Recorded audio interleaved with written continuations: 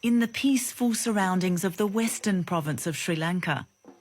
The monks of the Jethawanaramaya forest monastery have given up worldly comforts in their search for enlightenment. Monkhood is not a destination, it's a journey. So one who comes here has to be prepared to go on that journey.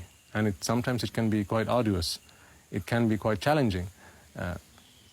But you have to be prepared to reach for that goal and target that you should have seen before you come into robes. I think that's when monkhood can be successful.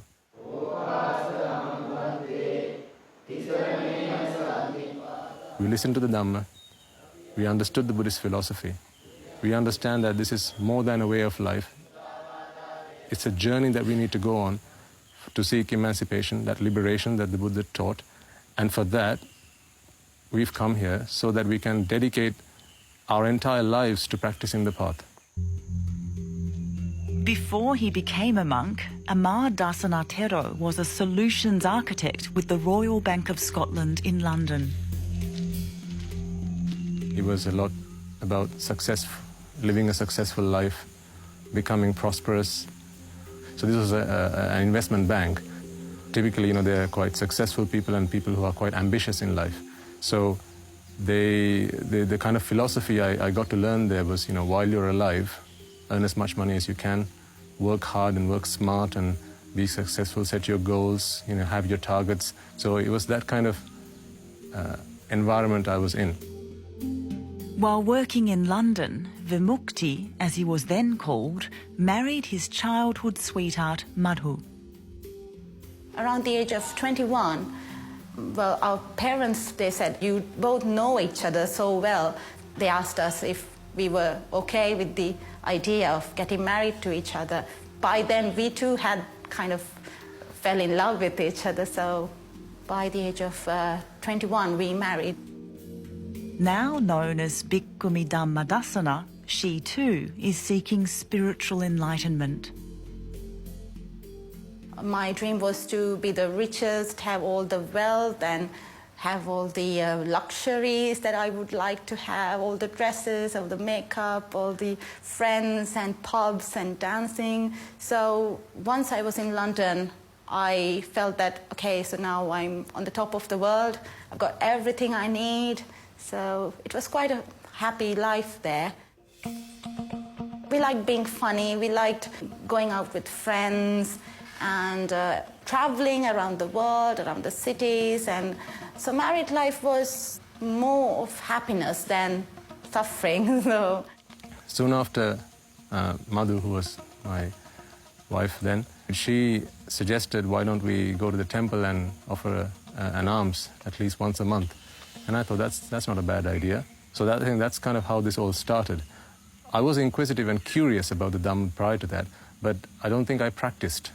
It was more of I was acquiring knowledge whenever there was a chance to do it, but I wasn't a practicing Buddhist. I just was a Buddhist for the namesake.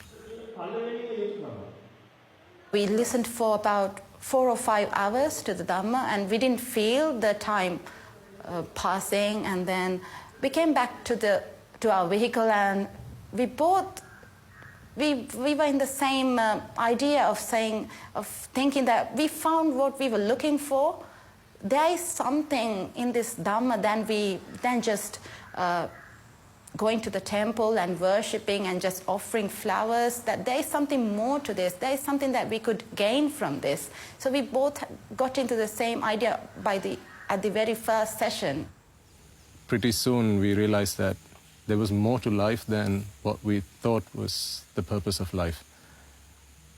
After I'd been listening to sermons for about, I think, 3 years or so, both my wife and I decided it was enough time that we'd spent in lay life, and now a whole world awaits us. A new purpose in life awaits us. And we decided, let's make that turn in our lives.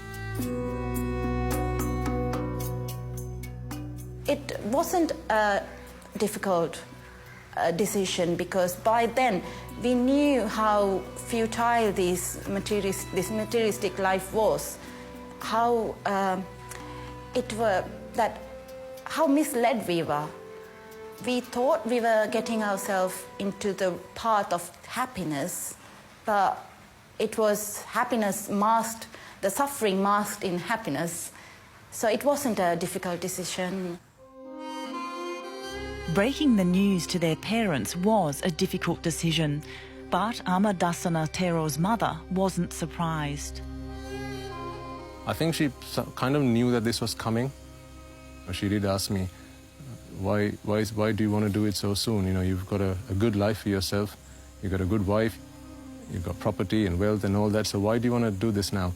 And that's when I had a heart-to-heart conversation with my mother, explaining to her that despite all the wealth that I've got, I want a life where nothing in this world can shake my happiness. That's the kind of happiness I want, independence.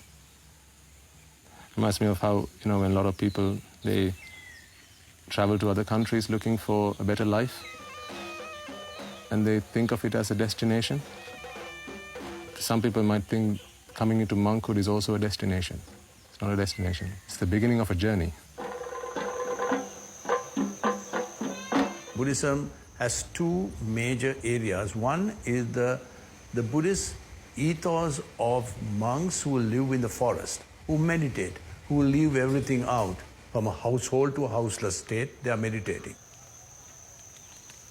So there's a kind of a tag attached to them that they were more pious.